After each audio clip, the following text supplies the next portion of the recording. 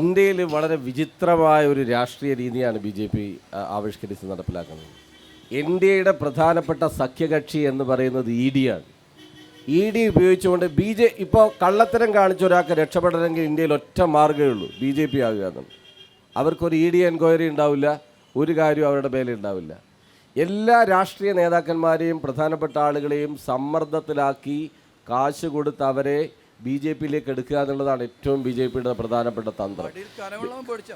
ഒരു കാര്യമല്ലോ, മടി കനവുള്ളതോ എല്ലാവരും ഭീഷണിപ്പെടുത്തുകയാണ്. ഇപ്പം നിങ്ങൾ ആലോചിച്ച് നോക്കട്ടെ, ഗോവയിൽ ഇലക്ഷൻ ഇന്ത്യയിൽ ഏറ്റവും പ്രധാനപ്പെട്ട ഒരു സംഭവം ഉണ്ടായി. അവിടെ ആകെ ഉണ്ടായിരുന്ന ബി ജെ പിക്ക് ഒരു MLA ആണ്, ഗവൺമെൻറ് രൂപീകരിച്ചത് ബി ജെ പി ആണ്. മഹാരാഷ്ട്രയിൽ നമ്മളൊരു കാര്യം കണ്ടു, Ajit Pawar B J P ആയിട്ട് മാറി. തൊട്ടടുത്ത ദിവസം അയാളുടെ പേരിലുള്ള 600 കോടിയുടെ കേസ് പിൻവലിക്കുന്നു. അദ്ദേഹം അതിബുദ്ധിമാനായി വീണ്ടും പിന്നെ നമ്മുടെ ശരത് പവാറിൻ്റെ കൂടെ ചേർന്ന് ഇപ്പോൾ വീണ്ടും ബി ജെ പി ആയിട്ട് മാറി. ഈ നിലയിലാണ് ഈ രാഷ്ട്രീയമാണ് ഇന്ത്യയിൽ ബി ജെ പി നടപ്പിക്കുന്നത്. നരേന്ദ്രമോദിയുടെ ഭരണം എന്ന് പറഞ്ഞാൽ ഇന്ത്യ കണ്ട ചരിത്രത്തിൽ ഏറ്റവും ദുർബലമായിട്ടുള്ള ഭരണമാണ്. സബ്കാ സാത്ത് സബ്കാ വികാസ് സബ്കാ വിശ്വാസ്. ഞാൻ ചോദിക്കട്ടെ, പെട്രോളിൻ്റെ വില എത്രയാണ്? ഡീസലിൻ്റെ വില എത്രയാണ്? ഇവിടെ അമ്മമാരിരിക്കണ്ടല്ലോ, പാചകവാതക സിലിണ്ടറിന് നരേന്ദ്രമോദി അധികാരത്തിൽ വരുമ്പോഴുള്ള വില എത്രയാണ്? 426.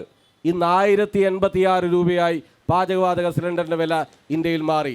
ഏത് സാധാരണക്കാരനാ?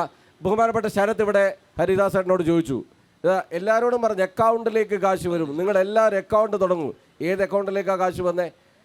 കർഷകർ ഏറ്റവും വലിയ പ്രക്ഷോഭം ഈ രാജ്യത്ത് നടപ്പിലാക്കിക്കൊണ്ടിരിക്കുകയാണ്.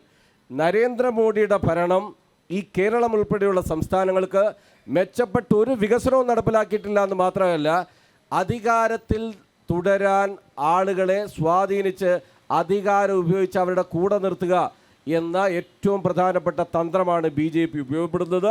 നിർഭാഗ്യവശാൽ UDF-ൻ്റെയും കോൺഗ്രസിൻ്റെയൊക്കെ ഭാഗമായിട്ടുള്ള അവരും കേരളത്തിൽ നിന്ന് അതിൻ്റെ ഭാഗമായിട്ട് മാറുകയും ചെയ്യും.